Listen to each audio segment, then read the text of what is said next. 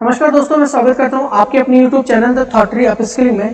दोस्तों, आज हम एक बहुत इंटरेस्टिंग टॉपिक के बारे में बात करेंगे।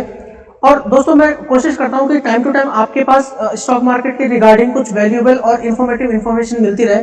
दोस्तों, अगर अभी तक आपने इस चैनल को सब्सक्राइब नहीं किया तो सब्सक्राइब कर लीजिए।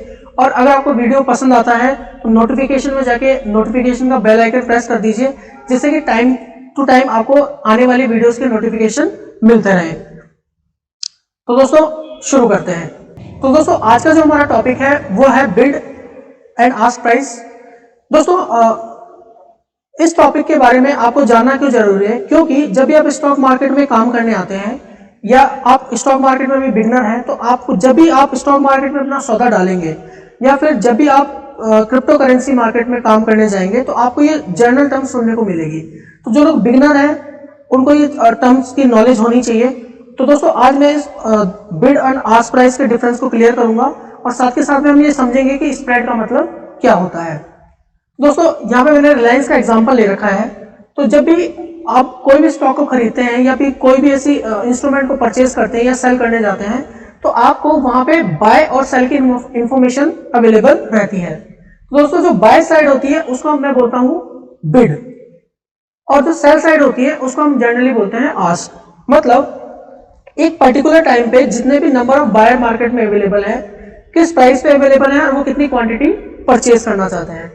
और सेल मतलब आस्क प्राइस, कितने लोग कौन सी क्वांटिटी किस रेट पे अपने माल को सेल करने के लिए रेडी है। तो एक जनरल डेफिनेशन की बात करें तो मैंने यहाँ बिड प्राइस के बारे में एक जनरल डेफिनेशन दे रखी है आप लोगों को। वो ये है, the highest price that buyer will pay to particular number of share. मतलब द हाइएस्ट प्राइस मतलब एक पर्टिकुलर बायर कितनी हाईएस्ट प्राइस देने के लिए तैयार है किसी भी स्टॉक के लिए। जैसे ये बिड वाली साइड है, यहाँ पे बाय साइड में क्या इंफॉर्मेशन अवेलेबल है कि कितने क्वांटिटी में किस किस प्राइस पे लोग रिलायंस को बाय करने के लिए अवेलेबल है।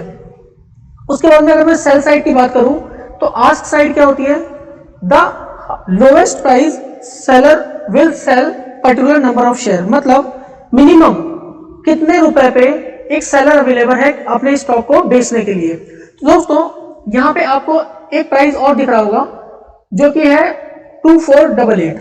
अब अगर आप ध्यान से देखोगे तो बाय यहाँ पे जो स्टॉक को बाय करना चाह रहा है वो 2487 पे बाय करना चाह रहा है, और सेलर जो सेल करना चाह रहा है वो 2489 पे करना चाह रहा है। तो आप ध्यान से अगर इस चीज को समझोगे तो आप ये एक बात बताओ, अगर कोई बायर किसी चीज की प्राइस जो पे करना चाहता है वो तभी तो उसको बाय कर पाएगा ना जब सामने वाला उसको सेल करने के लिए तैयार है। तो जब बायर और सेलर किसी एक प्राइस पे एग्री हो जाते हैं तो वो प्राइस यहाँ पर रिफ्लेक्ट होता है, जिसको हम बोलते हैं लास्ट ट्रेडेड प्राइस। मतलब इसको जो शॉर्ट फॉर्म यूज होता है वो होता है एलटीपी, लास्ट ट्रेडेड प्राइस। मतलब जिस प्राइस पे बायर और सेलर लास्ट जिनके बीच में क्या हुआ है, ट्रेड हुआ है। तो दोस्तों, अब यहाँ पे आपके मन में एक क्वेश्चन उठ रहा होगा कि ये हमारे लिए जानना क्यों इंपॉर्टेंट है। कई बार दोस्तों इन दिनों क्या हो रहा है कि मार्केट में जब भी लोग काम करने जा रहे हैं तो पहले मार्केट में ये जो बिड एंड आस्क का डिफरेंस होता था वो इतना ज्यादा नहीं होता था। तो उससे क्या होता था कि मार्केट में बायर और सेलर की अवेलेबिलिटी ज्यादा होने की वजह से हमें इतना इस चीज को सोचने की जरूरत नहीं पड़ती थी।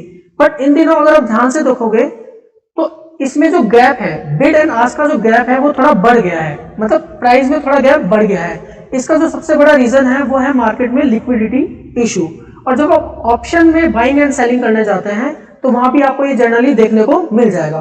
तो इसका मतलब क्या हुआ, एज अ बिगनर आपको क्या समझना है कि अगर बिड एंड आस्क में ज्यादा डिफरेंस चल रहा है, मतलब ऐसी कोई स्टॉक या फिर ऐसी कोई स्क्रिप्ट जहां पे बिड एंड आस्क में डिफरेंस बहुत ज्यादा चल रहा है, तो इसका मतलब क्या है कि वहां पे आपकी इंपैक्ट कॉस्ट बढ़ने का खतरा रहता है। अब इंपैक्ट कॉस्ट क्या होता है कि सपोज मैं अगर रिलायंस को एट अ टाइम मतलब इसी टाइम परचेज करके और तुरंत सेल कर दूं तो मुझे कितना नुकसान होगा, या मेरी उसमें मेरी कॉस्टिंग कितनी आएगी। तो अगर ये जैसे जैसे ये गैप बढ़ता जाता है वैसे वैसे आपकी वो कॉस्ट बढ़ती जाती है। तो आप जब भी किसी भी स्टॉक में काम करें तो आप ये देख लें कि उनमें जो बिड एंड आस्क का जो गैप है वो ज्यादा ना हो, और अगर ऐसा है तो आपको उसके लिए कॉस्ट बियर करनी पड़ती है, जिसको हम क्या बोलते हैं, इम्पैक्ट कॉस्ट।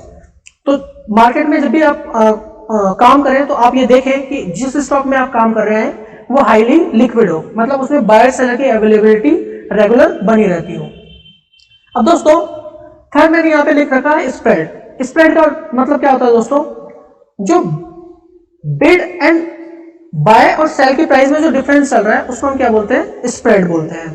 दोस्तों अगर जितना क्वालिटी स्टॉक होगा या जितना पॉपुलर स्टॉक होगा उनमें जो स्प्रेड होता है वो आपको क्या मिलेगा, कम मिलेगा, और जितना लेस एक्टिव या जिनमें कम खरीदारी होती है उसमें आपको स्प्रेड जनरली ज्यादा देखने को मिलेगा। तो दोस्तों स्प्रेड का यूज क्या है कि जब भी ये स्प्रेड बढ़ा हुआ हो तो हमें उस स्टॉक में ट्रेडिंग अवॉइड करनी चाहिए। क्यों? क्योंकि वहां पे लिक्विडिटी इशू खड़ा हो सकता है। और साथ में हमें ट्राई करना चाहिए कि स्टॉक मार्केट में जब भी हम काम करें क्वालिटी स्टॉक में काम करें और साथ के साथ में ये लिक्विडिटी को भी चेक कर लें। तो दोस्तों होप आज इस वीडियो में आपको वैल्यूएबल इंफॉर्मेशन मिली होगी। दोस्तों अगर आपको वीडियो पसंद आया तो अपने दोस्तों के साथ इसको शेयर करना है, लाइक करना है, और आने वाले टाइम में मैं आपके लिए ऐसी ही वैल्यूएबल इंफॉर्मेशन लाता रहूंगा। तो दोस्तों आज के लिए इतना ही रखते हैं, मिलते हैं नेक्स्ट वीडियो में। Thank you so much.